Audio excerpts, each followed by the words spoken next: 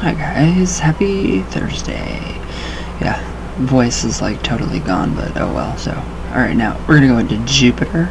I'm kind of just following the links with who is associated with who, like Pan, and we had Dionysus.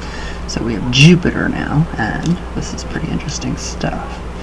So, alright, now Jupiter or Jove was the supreme or high god of the Roman pantheon, and recognized as father of the gods, was closely identified with Zeus. So his probable origin was Etruscan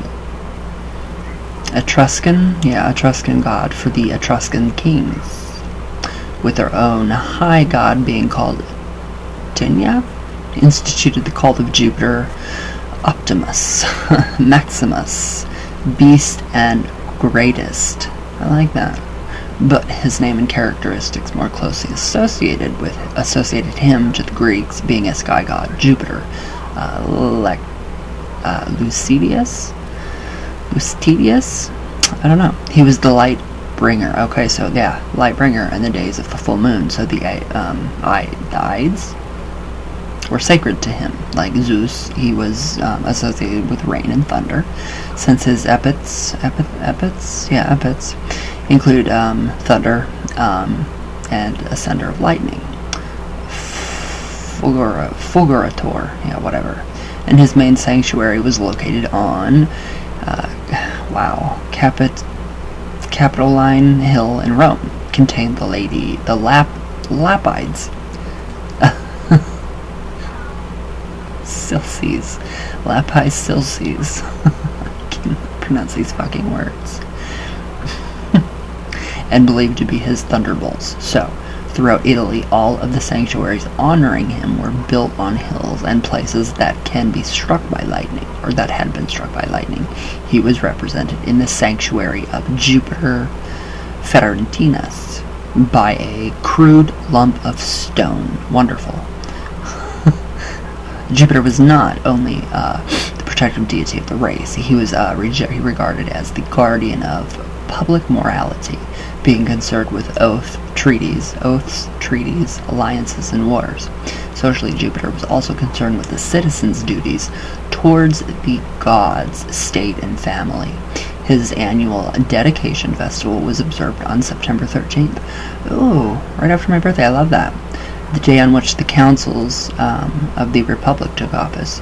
So he was particularly responsible for honoring oaths, which led to the practice of swearing in his name by Jupiter or by Jove. Oh, there we go. We get the whole swearing in. When we go to court, you have to swear in. Yeah, that thing. All right. So that's pretty interesting, though. I like that. So during his involvement as a deity, Jupiter was two trinities. So the early trinity included Mars and Quirinus. Later, this trinity was revised to include Jupiter, Juno, and Minerva, all three whom shared the Capitoline sanctuary. I like that. I like the triad. Many triads. I mean, many. This is really interesting. So Jupiter also played military role as a war god, as Jupiter Victor. He led legions to victory, and when the legions were on the defensive, he was Jupiter Stator or Jupiter Protector. Away from Rome, he was allied with the Syrian Hittite god Dolshinus. I hope I did not say that wrong. I really don't. And in this form became popular with the Roman military, who erected shrines to him as far as Britain. I like that. I love it. It's so interesting. So, where'd I go? Oh, here I am. Increasing in honor, Jupiter became the protector of the Roman people. So with the development of urbanization and the increasing importance of the city, it was only natural that this tutelary deity should have risen to great preeminence, while his associate Mars shed agricultural associations for more bellicose dispositions. So under the name of Jupiter, what is this? Jupiter Capitolinus, he presided over the Roman games, always an important feature of an ancient city life. So with the introduction of emperor worship, a means of testing the loyalty of the subject, as much as an official religion, Jupiter's political function was somewhat decreased, so through traitors. The word in French for traitor is traite. I like that. So, where'd I go? Where did I go?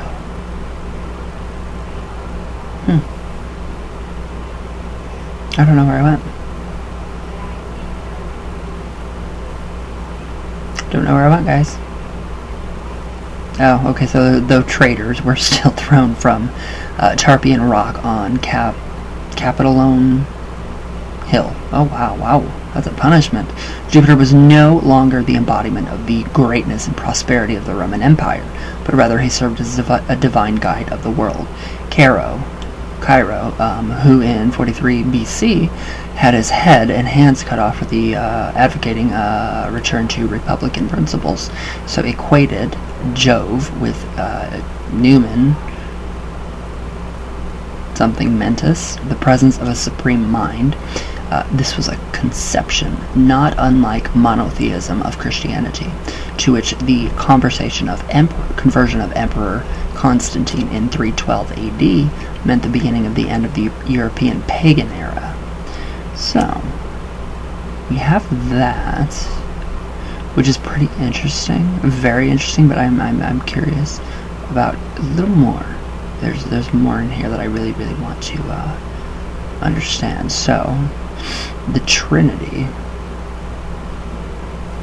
So we have Juno, which is pretty interesting. So Juno is the sister and consort of Jupiter. Sister and consort. That's a little odd, but that was very common back then. So, and in the Roman pantheon, she held a special position, being called the Queen of Heaven. All right, so Juno, the Queen of Heaven. Now, in this distinction, she assumed many of the characteristics of Hera. So she was the protectress of women. It was said, just as every man has his genius, every woman has her Juno. So, who presided over every aspect of womanly life, especially marriage and childbirth. She was a guardian of the bride's girdle, the protector of the newly married woman as she entered her new home. Presided over the ritual of marriage, helped women in childbirth, and enabled the newly born child to see. This is interesting. Even now, Juno is still remembered, although many do not realize it. It is, since June is the month of many weddings. That does make sense now. That does really make a lot of sense. So, the sisters, goddesses Cuba and Cunina of Juno were associated with the attendants of the goddess Runia, considered the goddess of breastfeeding and the fig tree. So the fig tree is holy to Juno, as its fruit resembles suckled breasts. So women finding themselves sterile prayed for Juno for fertility. And once annually, on the 1st of March, the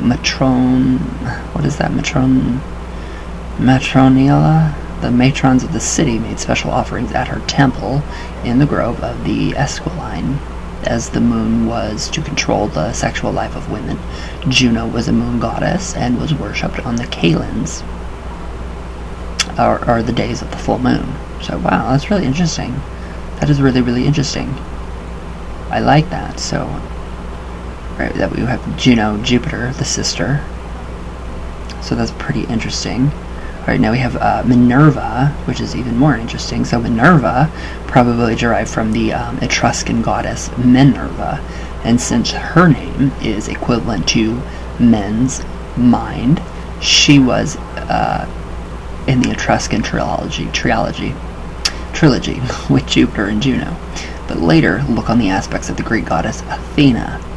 Like in legend, Minerva sprang from the head of Jupiter, which was cleaved by Vulcan's axe. So as Minerva, Medusa was the tutelary goddess of Rome, she was revered as the goddess of war and peace, and presided over the guilds of dramatic poets and artisans. Ooh, I like this. I'm really liking her right now. She was also the protectress of domestic arts, including needlework. So her cult was widespread throughout Italy, but only in Rome did she assume an extreme warlike character. So that's understandable. I mean, so there she was represented with a helmet, a shield, and a coat of mail, chainmail, obviously. That would be neat. And the spoils of war were offered to her. Now the veneration of Mars suffered because of her. The Quinquatras became more her festival than his. Now in Rome, Minerva shared the Capitoline Hill sanctuary with Jupiter and Juno. Minerva, that's really interesting. I mean, I love that bit of information. It's just really interesting. So, all this is from the Mystica. So, you guys can find the Mystica, and I mean, there's really great information. Yeah, I think you guys will really love it. Alright, so shall we do some coffee talk really quick? See what is going on.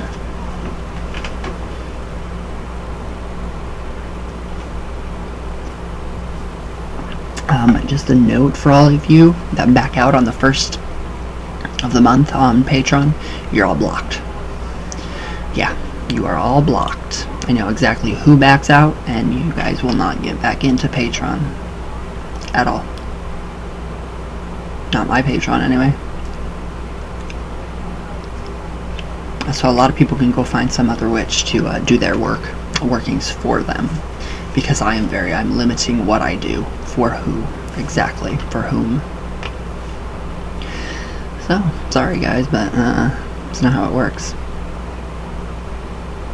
You know, when I don't get up literally and do the readings, write everything down, contemplate, meditate, and, you know, post this, you know, our daily readings for people to just, you know, shrug it off at the 1st of the month.